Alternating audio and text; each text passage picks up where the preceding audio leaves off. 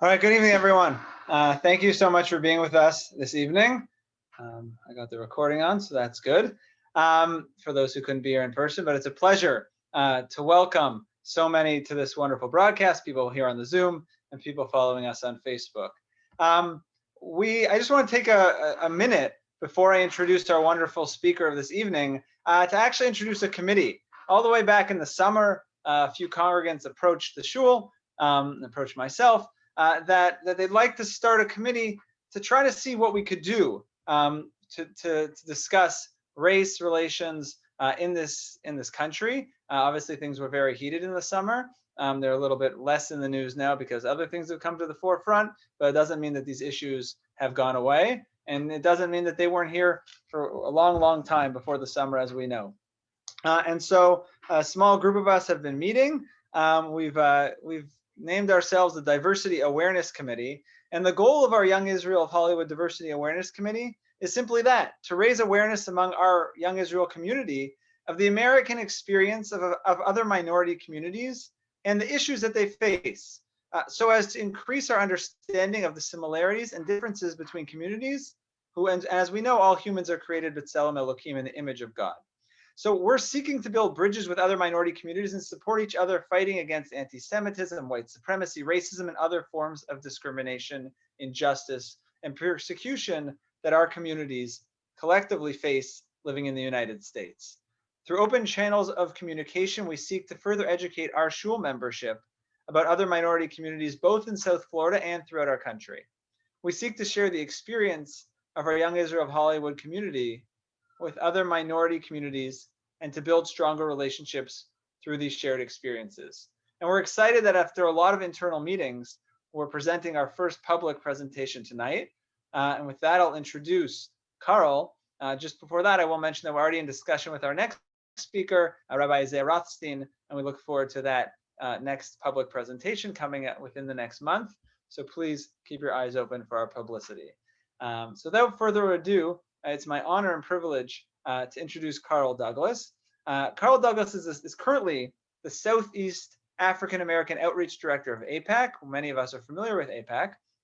He joined Apac in November after 2 years as principal of the Ohio River South civic impact firm. Prior to joining Ohio River South, Karl served in various roles, including a senior advisor to Jim Barksdale's senatorial campaign and in other political roles for many different congressmen, senators, and the like.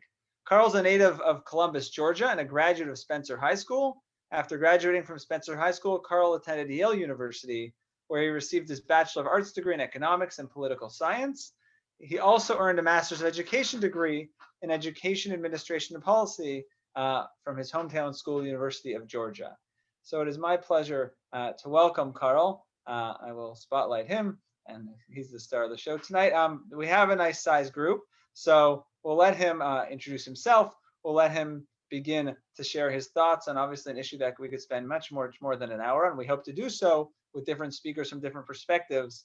But please use the chat box to write any comments, any feedback, any questions. I'll try to interject them throughout the presentation as appropriate. And I would like to thank my committee members for helping bring this to fruition and for pushing this forward. And also to invite anyone listening here, if you'd like to become more involved in the planning stage, in the internal discussions. Our committee is a nice size, but we could definitely always happy to welcome a handful of more members. So feel free to reach out to me directly if you'd like to join our committee. Without further ado, Karl, thanks so much for being with us tonight.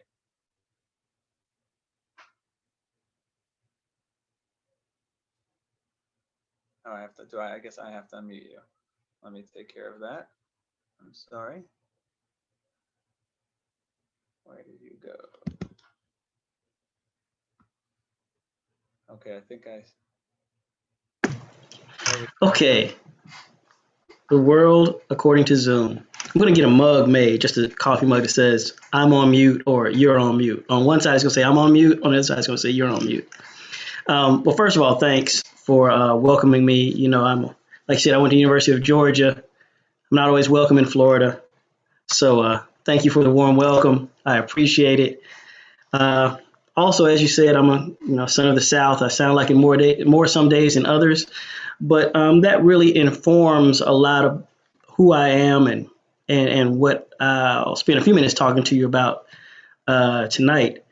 Let me start off by saying I do not claim to be the expert on this subject matter. I just claim to be a person with a perspective on it that I think is useful and helpful to some folks. As the rabbi said, I am the Southeast Outreach Director for Apac, which means I seek to engage members of the African American community throughout the Southeast in conversations around the U.S.-Israel relationship and promoting that relationship to members of Congress, particularly members of the Congressional Black Caucus. And so that's an interesting role because there's a lot of history that leads up to it, particularly for those of us who live in the South. You know I'm from Georgia, but what you don't know is that my parents are both from Alabama. One from North Alabama up around Huntsville, the other from South Alabama near Troy. And they met and fell in love at Tuskegee Institute, now university. Now, Tuskegee Institute is a similar place in the South. It is a school, there's some historically Black college university started by the great Booker T. Washington, who some people know, but not enough people know, was great friends with Julius Rosenwald, who happened to be president of Sears and Roebuck and Company back in the early part of the 1900s. And Booker T. Washington convinced Julius Rosenwald that educating Black students in the South was not just crucial to Black communities, but was crucial to American communities. So he, along with Julius Rosenwald, formed a partnership to build several schools, I think a total of 600 across the Southeast, to provide public education to young African-American young African-American students in the South. And that's a pretty noble thing that he did, way before the 60s, way before the 50s, just, early on. And I cite that because it's great evidence of the depth of relationship between the African American and the Jewish communities writ large. There's several other examples, and as we talk tonight and I answer questions, we can go into others. But I use that story as a jumping off point a lot of times to talk about what was and then talk about what is. And it's quite often that people talk about these days, there seems to be a divide, a separation, a segregation between these two communities that historically have had great ties. I would challenge that notion to a certain degree, just to the point that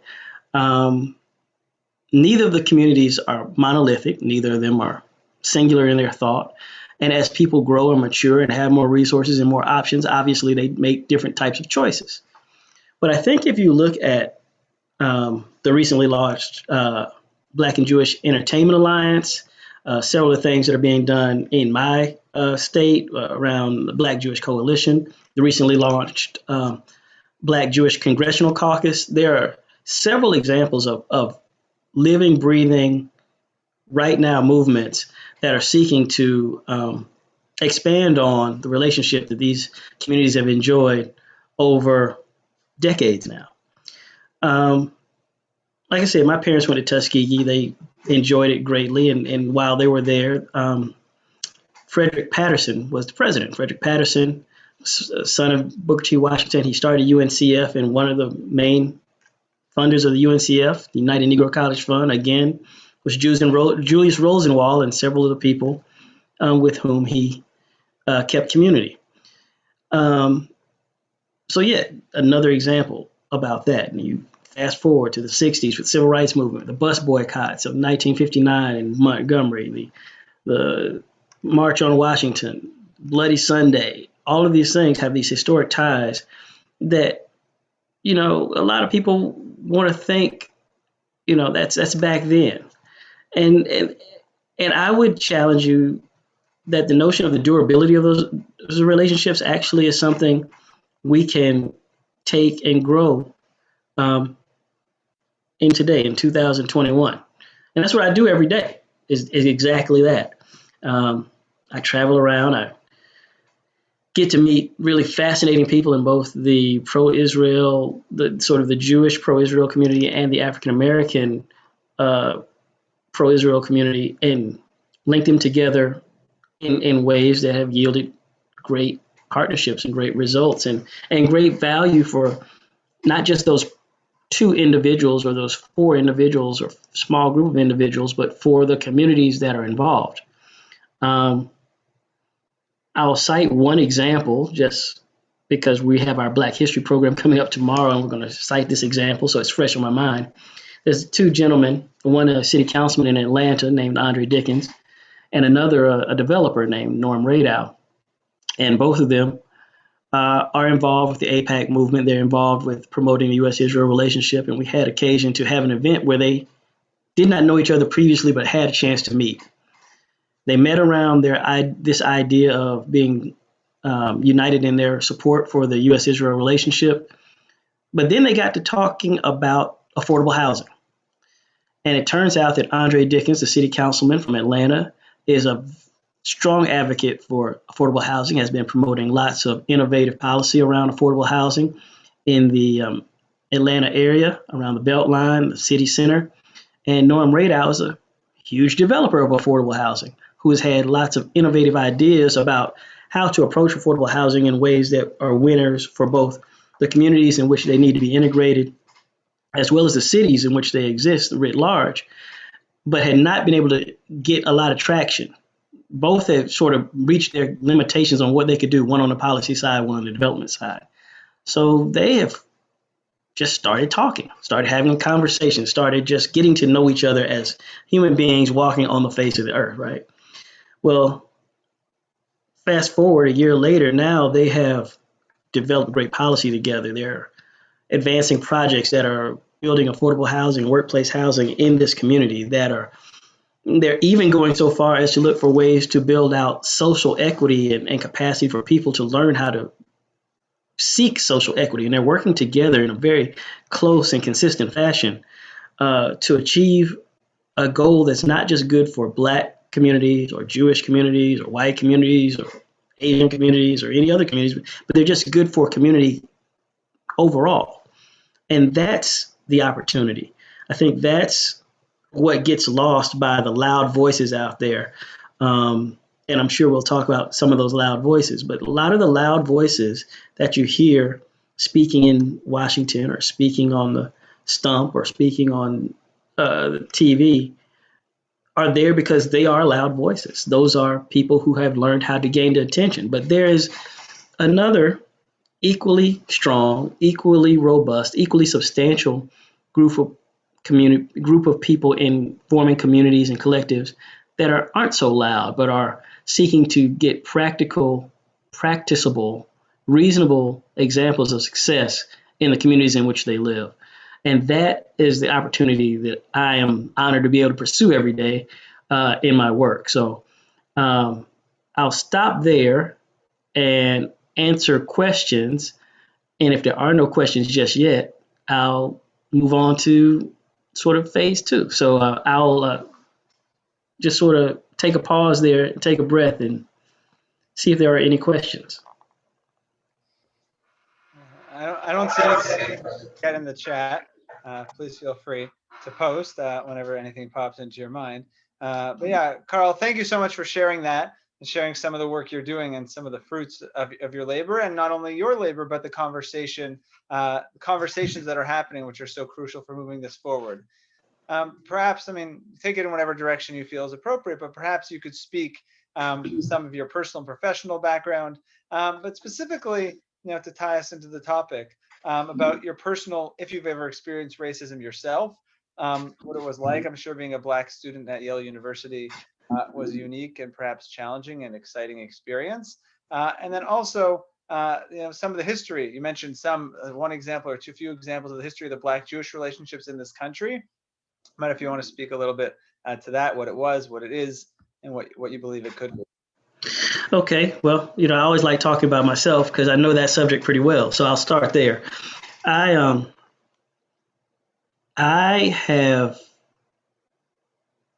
am from Columbus, Georgia. I mean, I'm not from Atlanta, Georgia, not from Charlotte, not from any of the big places. I'm from Columbus, Georgia. It is a regular Southern city in every sense of the word. I went to public school here. I had a reasonably good experience in the public schools here. But to say that it was a perfect experience would be, to be incorrect. But I think more specifically to answer your question, Rabbi, I left Columbus, Georgia, and went to New Haven, Connecticut. And you got to understand, I did not have a hard scrabble upbringing by any stretch of the imagination. It wasn't luxurious either, but I mean, it was just sort of average and normal. So going to New Haven, Connecticut was a different kind of a experience for me. A, it was cold. That was the first thing. I was like, they have winter here. I don't know what this is. What is this stuff on the ground? B, there's a different pace and a different sort of feeling about it, different cultural feeling about it. And so as I went to school there, I go there with a Southerner's mentality, right?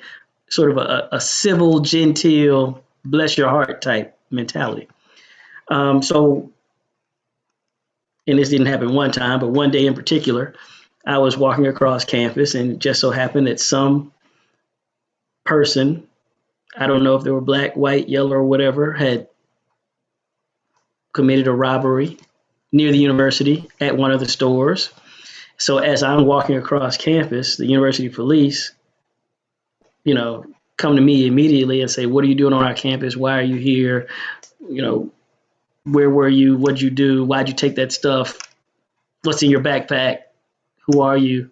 Now, all the time I have, university sweatshirt, got my university ID. I'm like, no, really, my dorm's right there. I'm a student. I go to school here. I'm very much deserve to be here. And that went on for, what felt like forever was probably 5 or 6 minutes before someone else who lived in my dorm walked out of the dorm and saw me and asked what was going on. He happened to be a white student. And it was only then that I was validated in my, being on campus, which, like I said, it was unfortunate, but it was not infrequent, unfortunately. And that's a story that I'm not unique in being able to tell. I could throw a rock at some of my neighbors and they could all tell a story of the same or better. It's kind of the plight of a marginalized community that has been seen as not quite up to snuff for a very long time. And even when people try not to, they still see it that way in certain instances. And that's not to say that that's not a universal blanket statement. I am not the person that says, well, all those guys are bad. All, fill in the blank. All X community is bad. All Y community is good. I'm not that person. But I'm also not naive enough to think that there are not, systemic barriers and systemic ideals and stereotypes that exist that create barriers to African Americans in this community, even those who, if you saw them in their sort of professional life or their generational life, you would be like, oh, that guy's just like me. But to just on its face, be walking down the street or walking across the campus or walking through a store, there's often not the benefit of the doubt given. And it's just sort of like that person stands out. That person doesn't fit here. That person must be doing something that they're not supposed to be doing. And that's a very real piece of the existence. And again, that's not unique to me. I wish it was, but it's not. But it's also not unique to my community. I mean, I think when we talked originally, I told a story about how proud Black alumni of Yale are that the first Black students graduated from the university back in the 1800s. I mean, it's a source of great pride. You're going, hey, these were, in one case, a slave who bought his freedom, and another just some freedmen that were able to go to university and earn their education. But it struck me that I was learning about the Yale seal, the logo of the university. And if you look, it says at the top, Light and Truth in Latin. And then there's an open book. And in the book in Hebrew, it says Light and Truth. And it's very specific that it's in Hebrew because it was not until the 40s ish, 30s, 40s, that Jewish students were allowed at the university. So, I mean, it's kind of a mind blowing thing to think about. Oh, there were black students there weren't a lot of them, but there were black students that were Yale alumni 30 years, possibly even 40 years before the first Jewish students were admitted. And those are things that I think when you're looking for common ground and you're looking for places to bridge the gap, perspective is important. And having that perspective for me is useful. I mean, it helps me understand or better understand how to enter into these relationships that I am honored to work on every day. So, yeah, that's sort of that aspect of the story.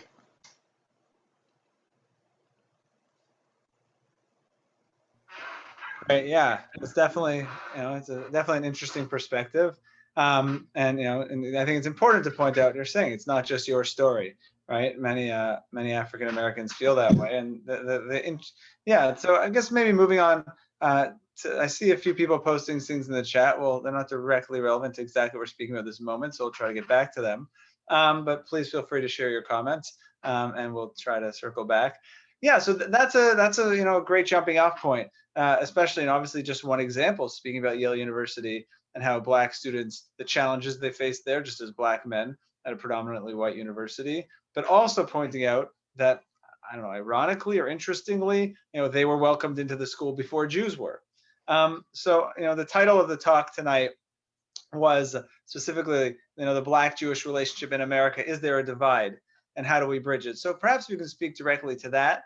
Obviously expanding from your personal experience at Yale and as an institution, or to necessarily speak just about Yale, but how do you view that relationship, both in your role through Apac? How long has Apac specifically been involved in that? But not to necessarily just focus on Apac. How do you view that relationship, that divide, historically, presently, and how do you see it growing and hopefully improving in the future?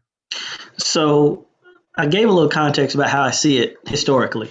I mean, facts are facts. The Spingarns helped start the NAACP, the Rosenwald schools. In fact, Julius Rosenwald had helped Tuskegee Institute build an endowment that at a certain point in the late 20s, early 30s was just $1 million less than the endowment of Harvard University. That is far from the case now.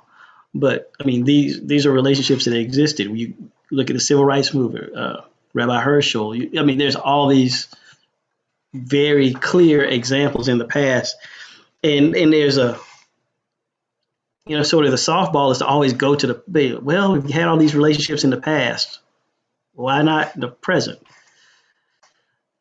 And I think, struggle has become a calling card in certain instances. And the ability to unite my struggle with your struggle is something that it's useful to politics and advocacy and civil rights and civil activity, not civil rights, but civil activity.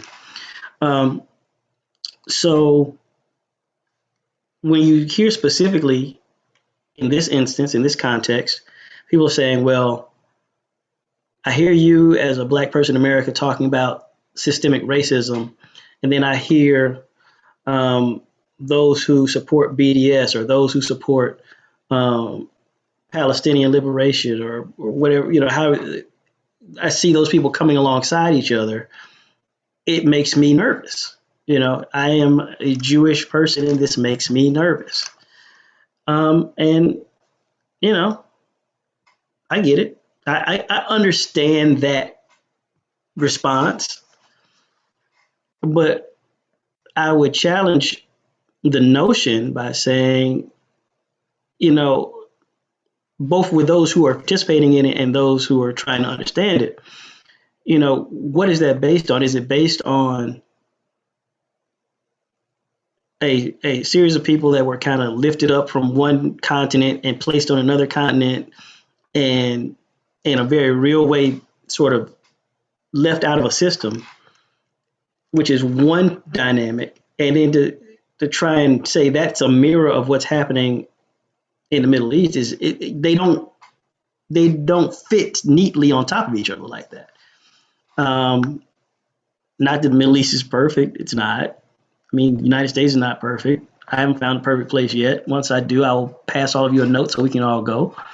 But those two relationships are not congruent in exactly the way that people like easy relations. They like they like snap the Legos together, right? Like this is this and this is this and these fit together, and so therefore we're together. And that's just an oversimplification of the issue. The challenge is we're in a time and space where taking on complex things is not, it's not in vogue. It's not what we're doing. The nuance and the deep thinking is not really the stuff. And the personal exploration. I mean, you got to spend some time saying, just like I had to have this realization of, there were students there in the 1800s, but there was another group of students that didn't get into the 30s or 40s. Those perspectives are necessary. And what I have found is that on both sides of this equation, both those who are concerned about kind of the, what's the word I'm looking for? Co-opting or cooperation or sort of entanglement of these two causes. I think when I have the opportunity, which I have a lot, to sit down and have conversations with people about this very specifically in the Black community, it's those who are willing to have the conversation ultimately walk away saying this is far more complicated than I thought it was. But you have to have more people willing to have a conversation, which is like me and my colleagues are out doing this work and have been for the past since 2000, so a decade now. At least in our context at Apac. There's people who've been doing it far longer than that, so not that we've got a corner on the market, but in our space, we've been doing it for about a decade of actively engaging around these conversations, around this work specific to the U.S.-Israel relationship. But a lot of it is just really about it's noise. It's not signal. And I think when we strip the noise away and when we're willing to look past the noise and deal with the signal, we can find a lot of solace in that. A lot of the noisy rhetoric is not the majority rhetoric. It's not the rhetoric of the larger collective. And I think that's probably the most important takeaway. I mean, I think if our roles were reversed and you were speaking to an audience of African Americans and they said, well, what about, these guys out here saying all this stuff about our people? And you'd say, well, that's not everybody. That's those guys. That's that person, that individual, that subset. That's not everybody. So I offer the same kind of response. It's not everybody. If that makes if that's probably yeah, that does. I'll just take our first question here. Maybe I'll go in reverse order. Mark Chandler, member of our committee, asks, could you please describe the attitude towards Jews in Israel that you typically encounter amongst Black communities in which you are engaged? So, you've spoken about how, obviously the attitudes, the loudest voice is not necessarily the majority voice. And yes. It's hard for anyone to really know what the majority is and who's part of the, what group are we talking about? But I guess from your own personal experience, and sure. I guess it really ties into another question. I'll just point out someone else's comment at the same time. And David Hostick asks, or reflects on the fact that he remembers when MLK and Bacardi Rustin marched for Israel and Jesse Jackson marched for Soviet Jewry, but now there's Farrakhan. How can both sides overcome this political chasm?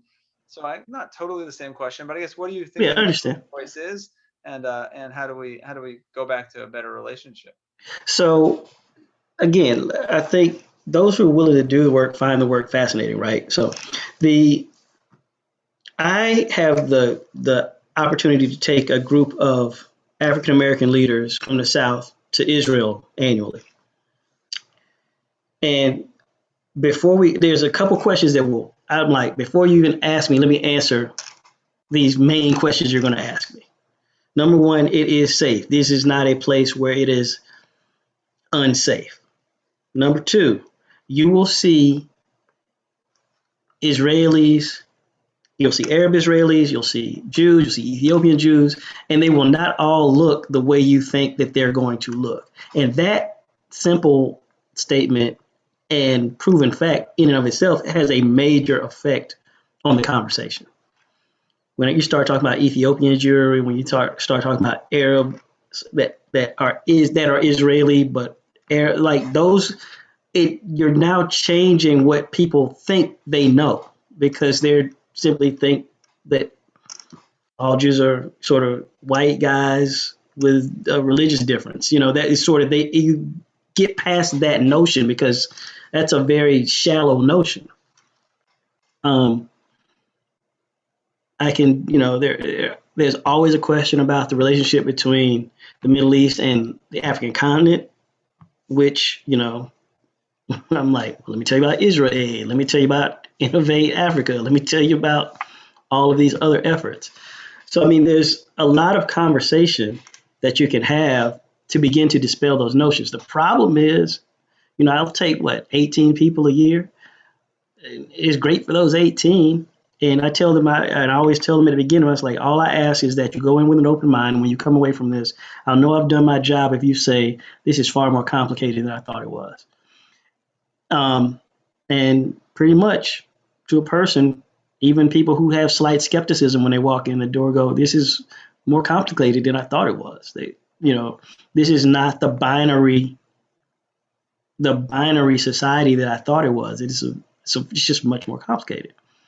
And when we're able to get to that engagement, we're able to have very deep discussions. Now, for the people that we can't do that with, I do talk about Bayard Rustin. You mentioned some of my favorite people, Jesse Jackson, Bayard Rustin, and MLK, and someone else that they were mentioned. But those are all really good examples for some very specific reasons. Number one, all of them are members of African American fraternities, which is a very strong element in the community. So when you talk about it in that context, there's a very different kind of conversation, because there's some parallels that you can draw in kind of how that support looks between each of those men and for the causes that they support. And then additionally, you're able to look at there are probably not three people more different in their thinking than MLK, Jesse Jackson, and Bayard Rustin. Like those three guys all wanted the same thing, but all saw how to get there very differently. But yet they were able to take each of their various strengths and combine them to a common cause and create a great result. And so that idea, of in our differences, our strength, is one that we're able to talk about beyond just differences of philosophy within our own community, but differences of philosophy outside the community. If we can agree that what we all want is, to be safe and secure, to have families be healthy and wealthy, to have, kids grow up safe and well educated with opportunities that the world provides them. Well, if we all agree on that, we may have different ways to get there, but now we can have a conversation about how we create a society that advances those things. And that's where, in the work of the group that I work with, we've been able to have our greatest successes and our greatest sort of moments of clarity and getting and engagement. Right, by focusing on common ground. Yes. And so, right. So there's a question here from Dr. Steer. He asked, these days our institutions are filled with diversity, equity, and inclusion initiatives. What three things can Jews do to become more aware of and respond to systemic racism? Okay. And I will restate, I am not an expert, but I do have ideas. I do have opinions. Um,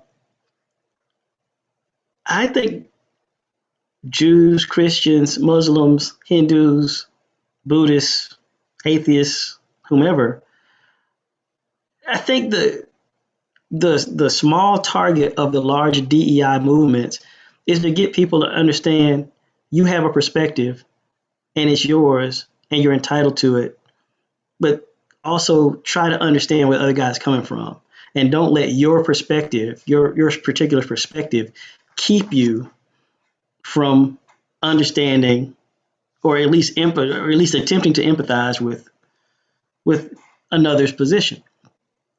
When it comes to systemic racism, um, I've read a lot recently, thanks to some articles that you guys shared with me about, if people would, and this is an oversimplification, so I don't want to, but if people would just, take advantage of the opportunity in front of them, if they would just embrace opportunity, they could do better and be better and have better, and society would go better. And I'm like, I agree. I'm all about embracing new opportunity. I'm all about building enterprises and building businesses and finding ways to do better. But if you tell me the way for me to become a full participant in society is to really build ownership, the ownership community is a big conversation. Build a business, buy a house. But yet I go to try and get access to the capital and my access is limited or is prohibited. The thing that you're telling me to do, I cannot do. Even though I believe in what you're telling me, I believe this to be a true way to get to the place where I want to get to. I am not being allowed to be a full participant because I can't access a piece of the puzzle. There's a recipe and I don't have one of the ingredients. So, the question was, what could Jews do to help combat systemic racism? I mean, it's the same thing anybody can do. A, believe that exists first and foremost, because there's people who that doesn't exist. I mean, people are saying the things you're saying about are the things of yesteryear and they do not exist. So number one, believe it exists. Number two, when given the opportunity by a colleague, a coworker, a friend to be an ally in the addressing of it. Yeah, let's not even get to fixing it, just addressing it. When someone comes to you and says, hey, I was trying to get that house. I know I've got this thing, I know I should be able to get this mortgage. And these people said that I do not qualify, even though I know just if I took all the subjective stuff off the paper and put an objective thing in front of them, they would say yes. Say, yeah, that's, acknowledge that actually happened. A lot of times people just say, that you America doesn't work like that. That didn't happen. And you're like, but it did. And when someone says, you know what, I see you, I hear you, and I understand that is a real thing, and let's talk about how we can address it, that will go a long way. Right. Yeah, we spoke about that a little bit in our meeting. And I think that's so important for us to realize, not to sound too doomsday, but almost to realize the pain others are going through, right? Which obviously racism for the African American community, anti-Semitism for the Jewish community. And I think that you mentioned that it used to be as two underdogs, we were able to really coalesce and support each other more. Perhaps you could speak a little bit to, and I think you mentioned it before, maybe I'll ask two questions and you can speak to both of them, whichever one you would like. Now that, it's funny because you read the FBI report every year, and unfortunately, anti-Semitic crimes keep becoming a larger and larger percentage of the national crimes. Even when everyone, there is obviously the stereotype, white rich Jews, we're all fine, we're all okay. But definitely the idea of being a minority community is still very true. So I don't really know if that's a question, but just any reflections on that. And also, we spoke about a little when we met. Maybe you could just expand on this more. In Judaism, we have a concept of Achil Hashem, right? Desecrating God's name in public. And so, I know you mentioned earlier to us, to our committee, when you see something on TV, you see a crime, you see a terrible action, right? That hoping from your perspective growing up, that it's not a black man or not an African American individual who's being put in a bad light. And I know it personally, and the Jewish community also feels that way. You hear about a crime, maybe perhaps of a different nature, but you hope, oh, I hope that's not a Jewish person. I hope it's not. And then, right, and if it's a Jewish person, then I hope it's not part of our Orthodox community, because you don't want anyone putting a bad name on you and how you carry yourself out there in the world. So I'm just curious if you have any reflections on either of those topics, and again, encourage people to keep asking questions in the chat. Sure. I mean, I think America is a place of great dichotomy and duality, and it is a place that promotes sort of rugged individualism until you are an individual. Your success is yours, but your failure is everyone's, is often what happens. And that, it's not a fair burden, right? Like, the fact that one Jewish guy with one thing does very well does not mean that every Jewish person does well. Just like the fact that one black guy who has one thing that does well doesn't mean that everybody's doing very well. But we're quick to understand that side of it as a society. We're quick to be able to say, yeah, I got it. That makes perfect sense. One guy does not represent everything until it's the other way.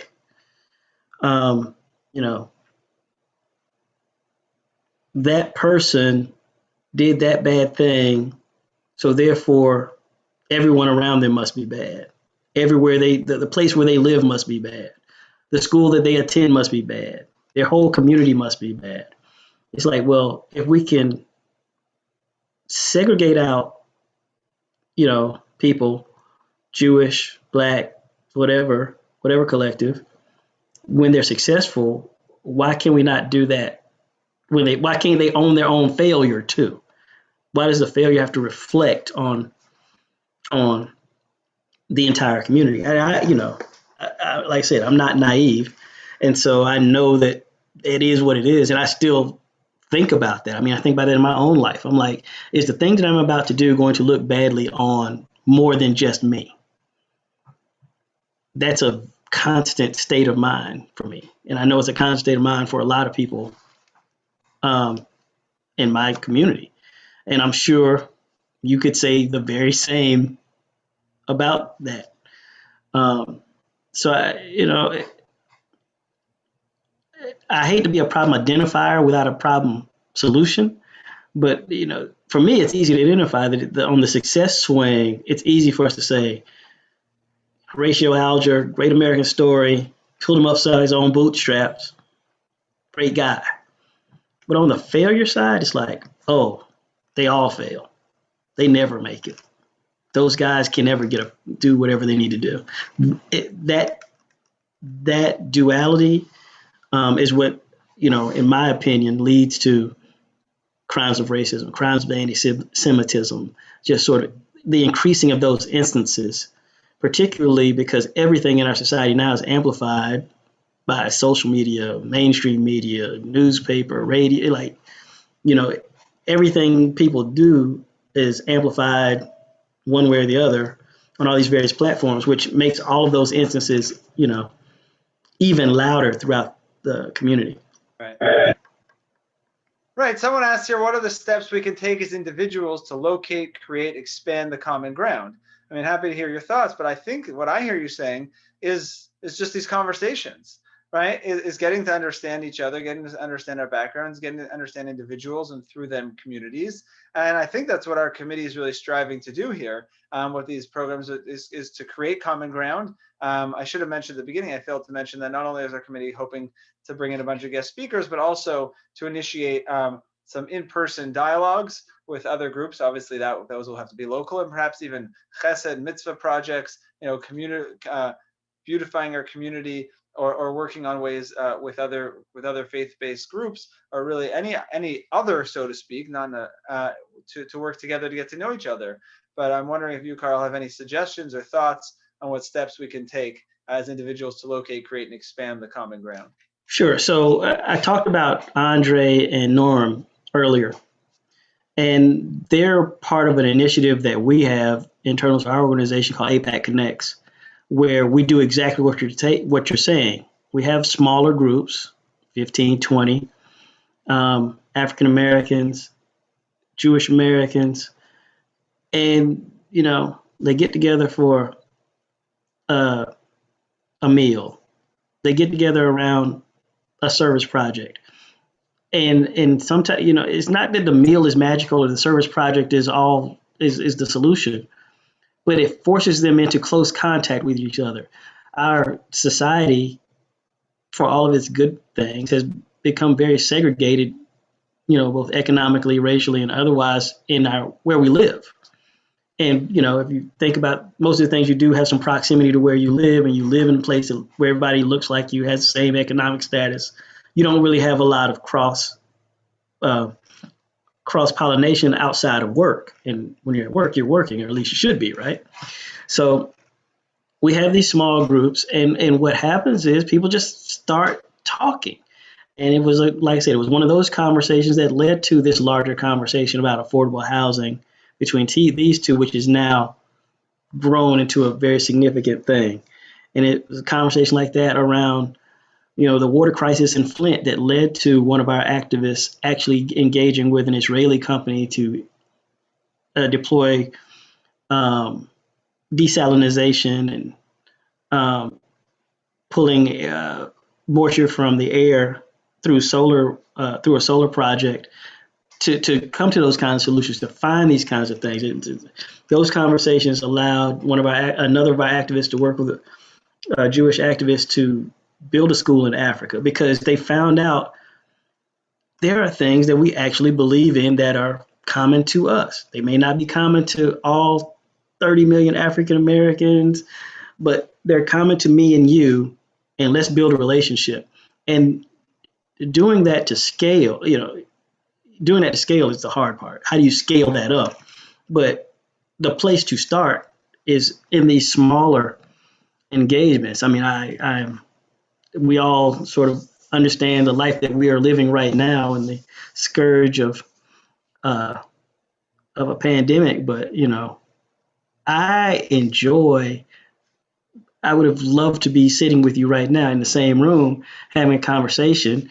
You know, presenting this meeting, doing the things that we're supposed to do, and then probably afterwards drinking drinking a scotch with somebody, just talking about my life and their life. And I'm sure that we're going to find something that we agree on, and something we want to talk about that's deeper and fuller and resonant, and is the beginning of sowing a seed of a relationship that is going to matter large. So long way around to say, build small groups, invite people in, have conversations, and in a lot of ways that will start building on itself.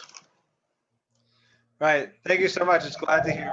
I'm glad to hear that we're on track with what our group is trying to do, and glad that we're able to involve so many members of our community tonight.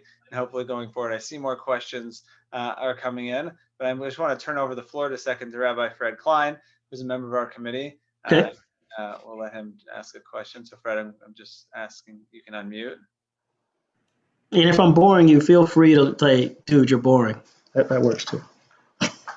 I thought that was such a wonderful, answer that you just gave a minute ago about the informal relationships and how divided we are as a society. I run a interfaith dialogue in Miami, and I'm constantly inspired by the people that I meet with. And we sometimes through COVID, we're just talking about life and learning. I'd be interested in hearing, and this has become sort of a flashpoint in our society, but your feelings about what's going on with the Black Lives Matter movement. Like I have to say, all of us have seen that video, or we should have seen the video of George Floyd.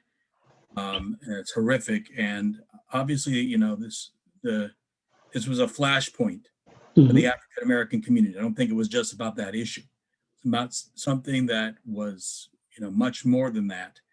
And I'd like to just ask you, like, how you experienced that event in your life as an African American man, and like how you think or you believe the Jewish community should address the Black Lives Matter movement. Okay, let me get myself together for my answer here. So I think the first thing you have to frame is that there is the statement that Black Lives Matter, and they do, and I believe it, and I will say it until I stop having to say it because people are acting on it.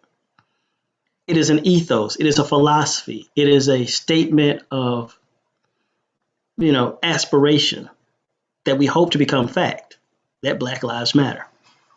Piece of language, statement, expression of an ethos. 100% there, unequivocally.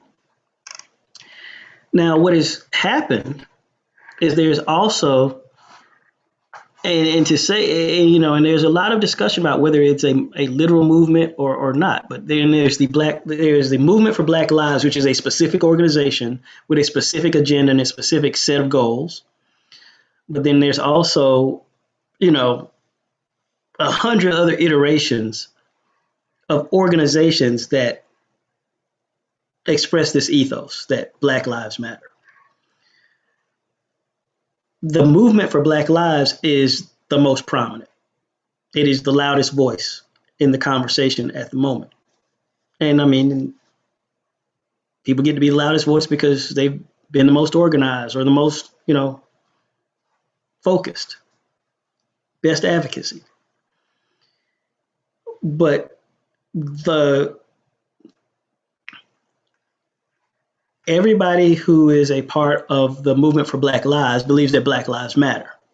But not everyone who believes that Black Lives Matter is a part of the movement for Black Lives. And that's an important distinction to make, because there is a lot of conversation in the community about how should we best express this? Is this an issue about policing? Is it about criminal justice? Is it about education? Is it about wealth creation? Is it about economic equality? Is it about, and the answer is yes to all, like the short answer to all of those questions is yes. But different organizations in different parts of the community are taking different pieces of this mission